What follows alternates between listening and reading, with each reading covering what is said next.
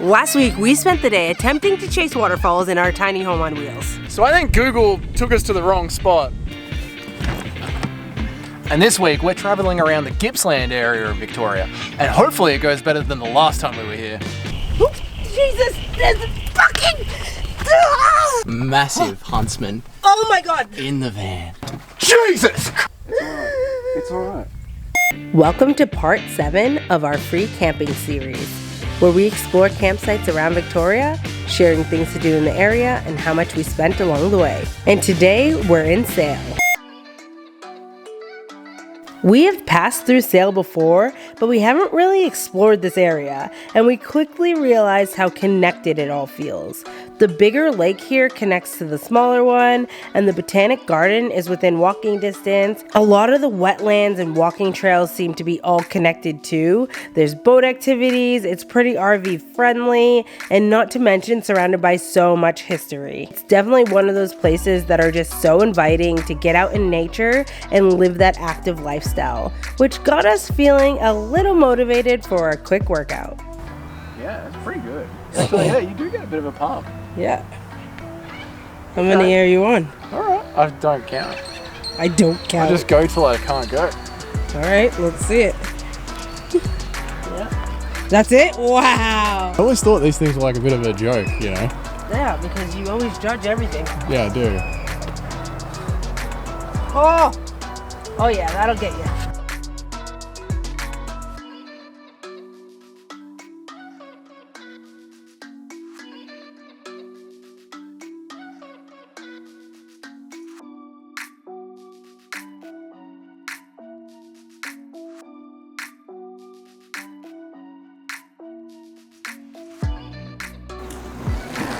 Still working hard? Oh yeah, mate.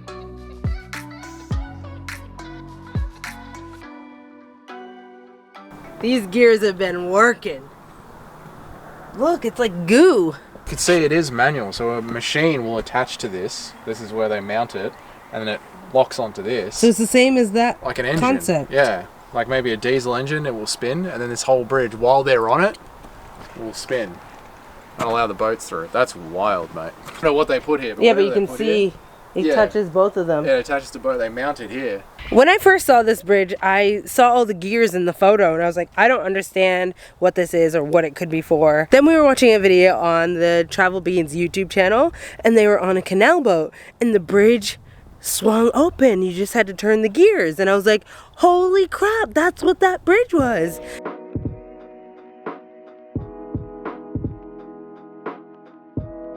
That's what it looks like when it's open. It's crazy. What a bridge. It'd be so weird to see that. Bridge. That bridge doesn't get enough respect. Put some respect on this bridge's name. Bridge be working. No, it only works one day a week for a couple hours. That's true.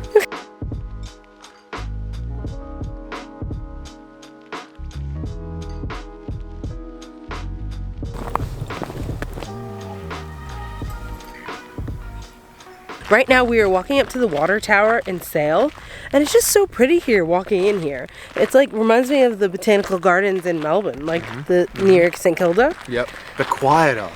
They're so much quieter. They're just so nice. And yeah, it also reminds me of Ballarat. Yeah, spot on. And Ballarat was one of those towns where it was a Friday afternoon, it was 3 p.m, and the whole city was just sort of chilled. There's something about not being in the CBD that just brings the energy right down. Yeah. It's nice. The water tower is only open between 2 and 4 p.m. and it's only open on Saturday, so we have about an hour before that window closes.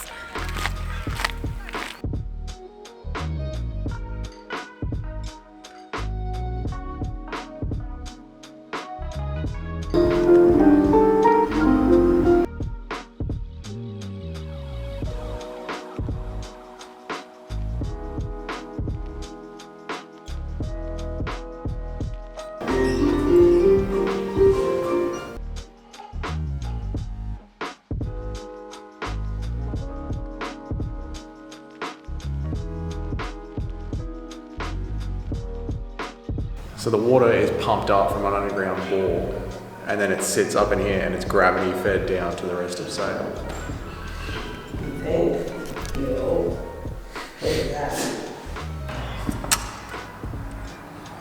Not a KFC in sight.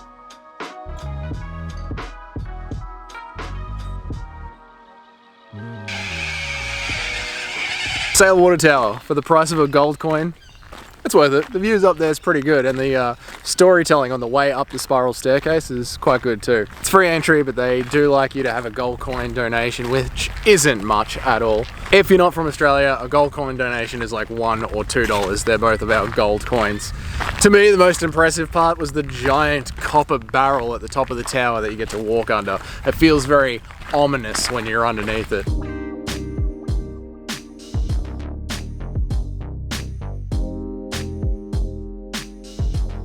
We have got 1 hour till the sun goes down. Our next campsite is called Spoon Bay.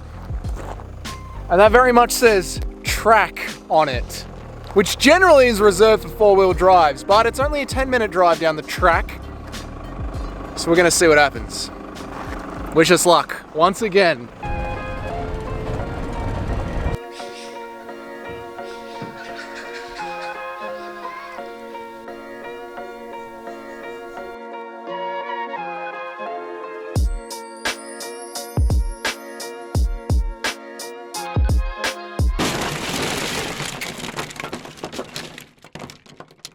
I just heard Jamie crash the drone. I heard it come down in the thick. I don't know where it is, it's bloody thick. So we'll see what happened. Today is one of those days. Lucky it wasn't any thicker.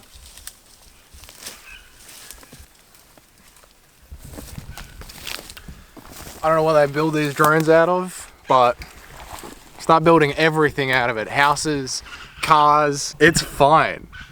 It looks physically fine. I don't know what we like about the electronics or the camera or anything, but it looks physically fine.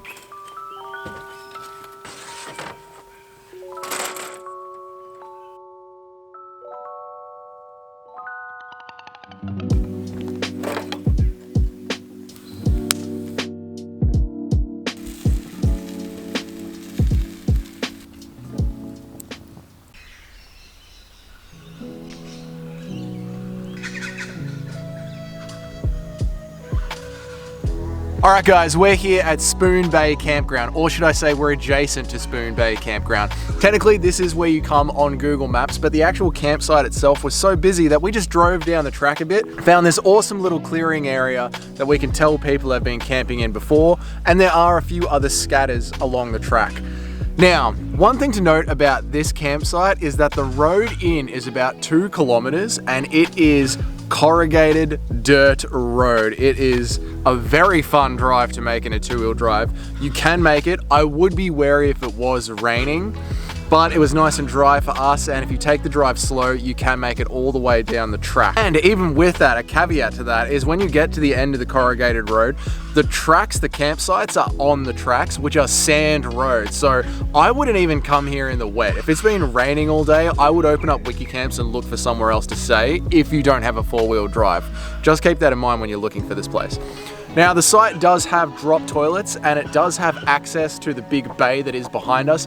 Even though the campground that we're in right now, you can't see it, it's all covered by reeds, there is no access here, but on the campsites proper, you can get down to them. As for where we are, we drove about 5 minutes down the track to find some more space to us, so it is a bit of a walk for us to get back to the toilets, but if you do manage to get here at the right time of the year, you can camp right next to the toilet block, which is just a drop toilet block, like many that we've seen throughout this series here in Victoria. Of course, if you are traveling with a rig that has a toilet in it, like ours does, it doesn't really matter where you park, does it?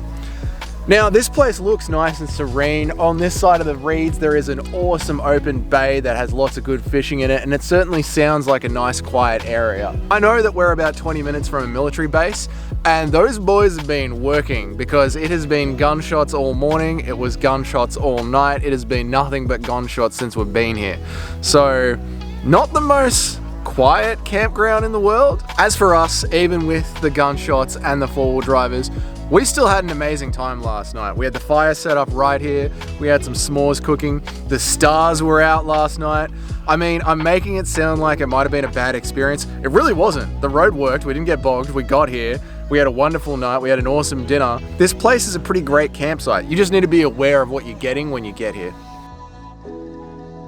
So we are heading off after a lovely night at Spoon Bay Campground. So how much did we spend? $92. We went to Woolies twice, but we kept forgetting things, okay? Yeah. Like we keep saying, we keep averaging between $80 to $90 on these trips. And most of it, like 95% of it, is going into our tank. What I love about the Gippsland area is it's so water friendly. Sale as a town seems to be completely interconnected. So if you are into bike riding or fishing or bird watching, that whole town opens up to you. And then as you spread out into the areas that we've looked at towards the end of this series, it's all along the coastline or this nice bay. If you don't want something as rough as what the coastline offers, you can have a nice quiet bay. This whole Sale area does provide a lot of great free experiences. The campsites are free, the town has got free water and walking trails. You can get a lot done for a little amount of money in the Sale area. If you do know anything in the Sale area that we have not explored, definitely let us know. We would love to hear it. And if you have any free campsites that you might know around Victoria, we would love to hear them. Speaking of the Sale area, guys, next week's episode is the last episode of our free camping series, and we are still going to be exploring the Gippsland area, the Sale area as well.